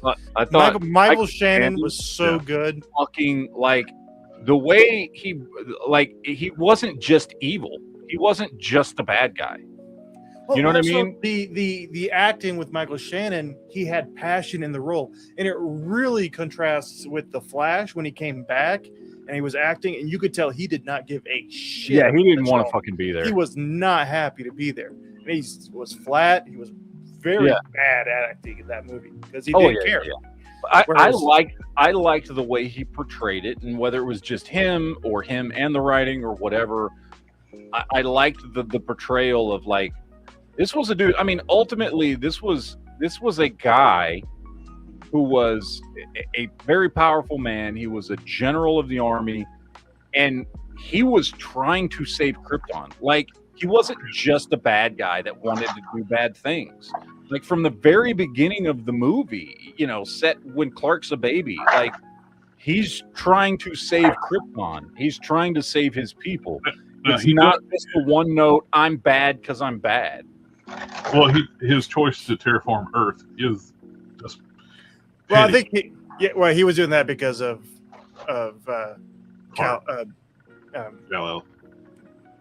Jor-El. Sure. Yeah, because I mean, he was a bad guy, but he wasn't just a one-note bad guy. Yeah. Because he could have easily terraformed any other planet in our solar system. Like one of the moons of Jupiter have been perfect. Well, I mean, if you think about it, the closer they got to the sun, the better it would have been for them. Yeah, they could have terraformed like a Mercury or Venus and been better for Kryptonians. To be fair, Clark even says that. Why terraform the Earth? Oh, and have our people suffer like you did? Well, I'll say Zod got it figured out pretty quick. So yeah. Well, and that was another thing that I liked was it wasn't just like it wasn't just about he's Superman so he can fucking defeat anybody. Well, no, because Zod is far more skilled than he is. Zod figured that shit out way quicker and started beating the shit out of fucking Clark. And that makes perfect fucking sense. Like, he's a fucking skilled warrior, way older than fucking Clark is. Yeah. He's a fucking badass, and he fucking just got Superman powers. Like, yeah. He's a fucking danger. Like, a clear danger. It's also why I don't have as much of a problem with fucking Superman killing him. I didn't have a problem with that at all. It did not faze me at all. And afterwards, when people started bringing it up, and I was like, first time Superman's had to kill them. No, it's not. No. And it was also the Superman 2 movie. He kills them. He throws them into a bottomless pit after taking away their powers. Yes. Yep. So, but no, you're forgetting the Donner cut where they get arrested by Metropolis PD in the middle of the Arctic. I don't remember. Oh, I forgot about that. Yeah, have you ever seen it, Jared? It's fucking awful. It makes it. Fucking awful. The more you think about it, the less sense it makes. Yeah. There is one other thing I didn't like about the Man of Steel. The whole stupidity when he's the logging truck. He's trying to keep a low profile instead of just teaching the jerk a lesson in the bar. He could have easily done when not shown he's a superhuman. He does a thing that only a superhuman can do. Plus, more than likely, that man didn't own that truck. Yeah, I didn't have as much problem with that. That was way better than getting his powers back and then going back to the bar to beat up the guy that beat him up. That was a way better option. Oh, yeah. That was fucking petty ass bullshit. that was a very non-Clark move. But nah, man. See, look, this is just proof of it right here. Like, we'll sit here and have an entire fucking 20-minute conversation about Man of Steel, a 15 fucking year old movie, when fucking Superman just came out last year. Yeah, and like it was good. I liked how comic booky it felt, but it was. I don't remember that much. But he was not even the main character in his own movie. No, but I will say, and this has always been, and I say this. I'm sorry, you don't start the movie with Superman in a Yamcha pose. No, I say this as a compliment, but it is one of the most, if not the most, comic book movie I've ever seen, and I say that as a compliment. In that, when I watched Superman 2025, I felt like I was watching a motion comic. Yeah, and I say that again. That's not an insult at all. I thought it was well done. I also liked the aspect of it that it was like they didn't fucking do an origin story for anybody. You're just dumped into this pre-existing comic book universe. I did appreciate that as well. Again, I still like the movie. It's just Not as I good would as say the most comic booky movie I feel I like the best is the Ray Stevenson Punisher Warzone. Oh, okay. Yep. I thought you were going to say something else for a split second, and I was going to reach through the internet and slap you. What was the Egg Lee's 2003 Hulk? Yes, God. Where they literally had comic book panels on the fucking screen with word bubbles and shit. I like God the way damn. Ray Stevenson, you drop in the universe, Punisher exists. Mhm. The lighting was done really nice to capture like kind of like elements of the comic book color palettes and stuff, but not done where it's like some kind of campy thing. I'm getting But my the only thing issue was applesauce that back. they had Ray Stevenson's Punisher basically have superhuman strength because he could punch somebody through the skull into the brain, Yeah. which is No, I got a serious I don't really mind. So I got a serious question for you, Jared. As a huge Hulk fan, what do you think of Ang Lee's Hulk? Specifically, the dog punching the dogs in the nuts scene. Because I think that movie's also hits himself in the nuts with the tank barrel. yeah. I personally There's a scene where he's ripping the turd off the tank, and he hits himself in the nuts. He goes, ah! yeah. The whole fact where Ang Lee didn't understand the Hulk, where it's like we need to make him get bigger when he gets madder, so that we got to show that he's getting stronger.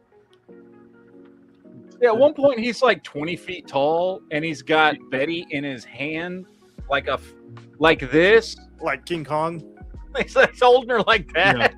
Yeah. That was just so stupid. Like his head was the biggest human, bigger than humans at some points. But the only thing I liked about that incarnation, it helped sell the trauma that was what created the Hulk. It did. His father was a monster. Now, different reason in the comics, his father was he was an absolute monster for different reasons. He hated Bruce because he thought Bruce was a mutant. Because he was a super genius even as a baby. And that's why he hated his wife and beat and ended up killing her. And he was able to be so manipulative too, where he didn't go to jail and still kept Bruce. And What's up, George? Mentally abused Bruce throughout his childhood. That's one of the things that created the Hulk. So they touched on a little bit of that with that movie. That's probably basically the only redeeming part. Plus, their Betty was pretty hot. Yeah. The best looking Betty we've had. Now, Bruce was too attractive. Eric Bana is just too like. I think Ed Norton was the best. Ed Norton was the best, but Ed Norton he did method acting. He was Bruce Banner. he was just going around punching random people just to get into the character of Hulk. He really channeled David Bixby. I know that movie it's looked down upon. I don't know why. I love Incredible. Hulk fans think that's the best Hulk movie. Well, it is. It's fucking amazing. And I'm not a Hulk fan like you. Like, I like Hulk. Yeah. I love Marvel Comics, but I'm not a that diehard movie's Hulk great. fan. And I love that movie. It's a nice mix between the David Bixby and Lou Ferrigno TV series and comic book Hulk. It's a great mix. Yeah. I love that movie. I maintain it's one of it's definitely in the top tier. The only thing I didn't really care for is their design for the Abomination. Yeah. Which I understand too, though, looking back, because the whole fish fin ears and things is kind of silly for like a mutation. Yeah, we can all agree that Eric Bana and what's his name were Ruffalo. Way better than Ruffalo. Yes. Cannot stand Ruffalo as Hulk. Every time I Ruffalo see just him, plays Ruffalo. He don't play Bruce Banner. right. The first Avengers, he wasn't too bad, but it's just gotten worse and worse since then. I hate Mark Ruffalo as a human being, and I truly do. I hate him as a human being. He's a horrible person. And I can't. His Hulk is just. Hulk, Again, you're right. I would say his Hulk was. There's 3 movies I've liked his Hulk in. Two of which was just because he was just Hulk in Avengers and Avengers Age of Ultron. I thought he did fine. When he's Hulk. When he's Bruce Banner, he fucking sucks. When he's Hulk. And then I liked him. I like Hulk, not Bruce Banner. I like Hulk in Thor Ragnarok. Yeah. Well, his Bruce Banner wasn't even nearly as bad in the first Avengers. He was acceptable. He wasn't great, but he was like. Well, I will give him this. His opening scene in that movie is fantastic. When Black Widow goes to find him in that village. Yeah. That was really good. Uh-huh. But the 2008 Hulk movie with Ed Norton, the whole warehouse scene, like when the factory scene when the military go in to go get him, that whole horror aspect, like him just like picking them off the shelves. That was just chef's kiss. Yeah. It was just fantastic. That whole movie is. I'm sorry. It's to me it's equal to Iron Man 1. Yeah, it's fantastic. It's just so stupid. They pushed Ed Norton out. It's because he wanted to make an accurate Hulk movie. He wanted to be as accurate as possible to the character. The whole like training, meditating, like trying to keep himself calm. That's totally something Bruce Banner does. I wonder how different the MCU would be today if they had kept Ed Norton. And I say that because, and I think everybody knows this at this point, the reason Ed Norton left is he wanted more creative control. Yep. So he would have had some influence. I don't know how much influence. A lot of people were like, no, he wants more money. No, he didn't want more money. He wanted creative control over the character. No, I can see that's been a whole Disney thing too, because the first two movies were Universal type thing, and Disney come in right there afterwards. So him wanting control, I can see Disney going, no. Yeah. We're not doing that. Yeah, it sucks. He was as perfect a Hulk as we've ever gotten, or a Bruce Banner. And I like this Hulk is more savage too. Now that being said, I don't have a problem with, because it's part of the comics. Part of what I always liked about Hulk was that he goes through changes and phases and becomes different versions of the Hulk. I'm okay with that. Oh yeah. However, there seems to be a constant slide into making Hulk a pussy. Yes. Which I figured they were going to do that. The way things were going, I figured they were going to do that because he is the personification of like the everything they hate about men. Yeah. Mm-hmm. And I think it really started with Ragnarok, where they tried to start turning him into a little bit of a joke character. I liked him in Ragnarok. I thought it was that take on Hulk worked for that movie for very specific reasons. Yeah. Partially because that is the relationship him and Thor have, and he had been Hulk for so long that Hulk would start to have his own personality. Mm-hmm. And again, that it worked for that movie. Yeah. But it wouldn't work for anything else. They never did explain how the hell he got on their version of Sakaar. No, they never did. Last time we saw the Hulk before that movie, he was flying off in a Quinjet. He was over China. Like, yeah, he was on Earth, and it was not a ship that had space flight capability. No. I would say I still crack up every single time when he's on the ship and he tells Valkyrie, "Watch this," and then he jumps out and it just face plants. Yeah. She just sit there like, "What the fuck is going on here?" That scene will always crack me up. I love Ragnarok. I think that might be my favorite. See, that's when Takiki, whatever his name was. Yeah. He got too much. He didn't write the movie. He was the producer, the director of the movie. Yeah, he went. They went too crazy into his direction after Ragnarok because Ragnarok was fun. But I think that's why I liked Ragnarok, was because it was just fun. The problem right now, too, they have a problem with all like the superhero movies. They gotta have them be self-deprecating. Like they gotta make fun of the genre in the movies. It's like, stop that. Well, I mean, no, it's what we were talking about earlier. It was a deconstruction of Yeah, those exactly. characters. And here's the thing: what was good? What was good about Thor Ragnarok is there was 100% a deconstruction of Thor in Thor Ragnarok Yes. in the first act, and then he builds himself up stronger by the third act. Yes.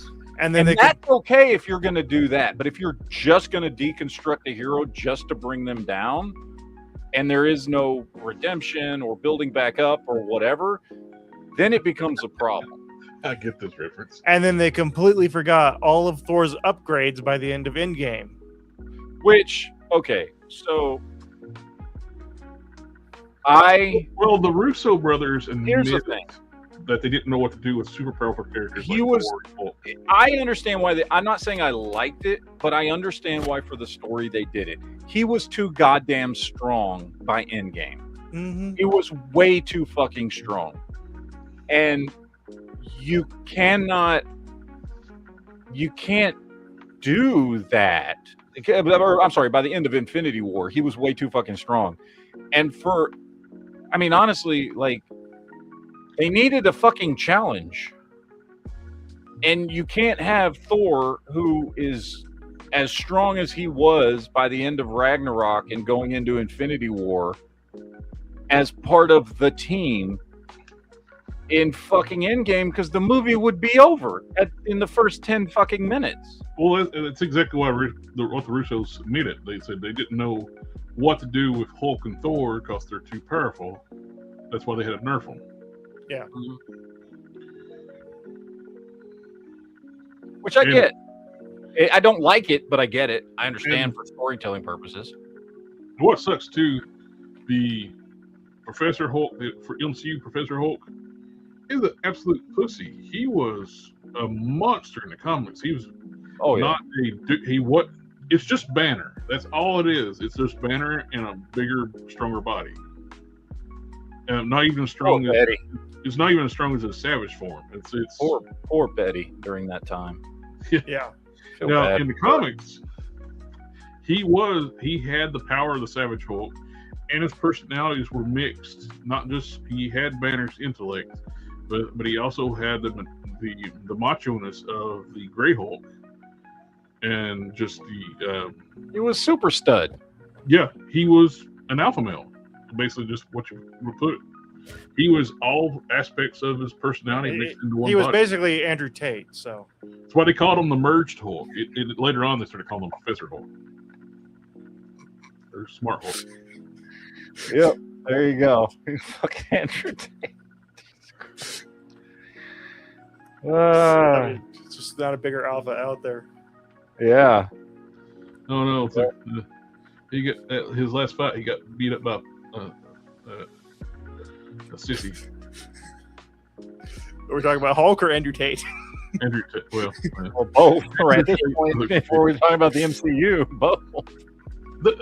I've said it multiple times. They had what they could have done a really cool thing in the with Endgame. With the ancient one. Yep. They could have let loose the Savage. Yeah, they'd already done it with Spider-Man. Yeah, Spider-Man's body could move on its own when he was out of his body. Yeah, Hulk should have done And the the same thing. Hulk and Banner are two different personalities. The Hulk has its own personality. When she pushed him out of the Hulk's body, and while they were talking, they could have had his body start twitching and moving, the Hulk body, and he could be like, put me back. At the end of the movie, instead of bringing in Captain Mary Sue to take out the ship, Banner could have asked Doctor Strange to do the same thing and push him out of the Hulk and release the monster. Mm-hmm. Yeah. Endgame really needs to be recut for a couple things too. The main thing is when all the other female superheroes stop fighting so they can line up and pose. We got this. Have just one shot from one of Thanos' ships. Just take them all out. Like cut that whole thing, that scene out, because it takes you out of the fight, of the in fight. Yes. Well, I'm curious how much, because they're supposed to be re-releasing Endgame before Doomsday comes out, with new scenes supposed to lead into Endgame. I'm curious how much they're going to change. I mean, Probably. probably not that. That's probably going to be emphasized a little bit more. But probably so. That's like, oh god. It's like you stopped fighting everybody you were fighting, so everybody was getting overwhelmed. So you can all line up in a pose. We got her back. And that's why Black Widow died, so she didn't have to be part of that lineup. She was like, "This isn't happening." I didn't think about that. So yeah, she knew that was coming. It was foretold to her. It's like, oh, this is too cringe. I'll take the sacrifice. It's like they killed off some like the original Gamora. They replaced her with the more angry Gamora, but that was another thing I did really like, because I liked Gamora and not to mention too, just the whole timey-wimey stuff. They're like bringing people from other timelines in. They already start muddling things up. Yeah. I like the incursions. So I liked Peter and Gamora way better than Peter and Nebula. So yeah.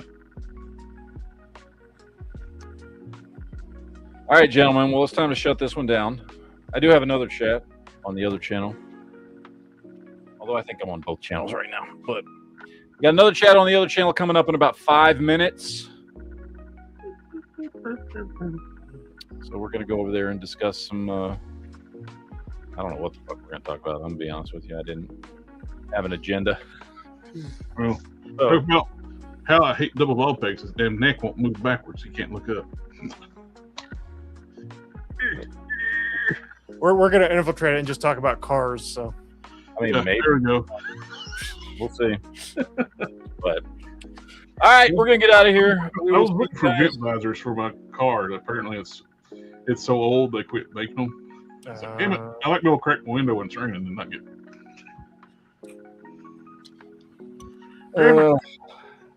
Old. I don't know when I'm doing another Geek Chat. Maybe I'll do one next week. I'll be out of town next week, but maybe I can do one out of town. I'm taking my laptop with me. Oh, so you could do it at the thing. At the thing. Yeah. Yep. We'll see. JB's not gonna know what hit him. Nope. But we're gonna get out of here. We'll see you guys next time. Adios. Enjoy the rest of your weekend and whatever. Bye.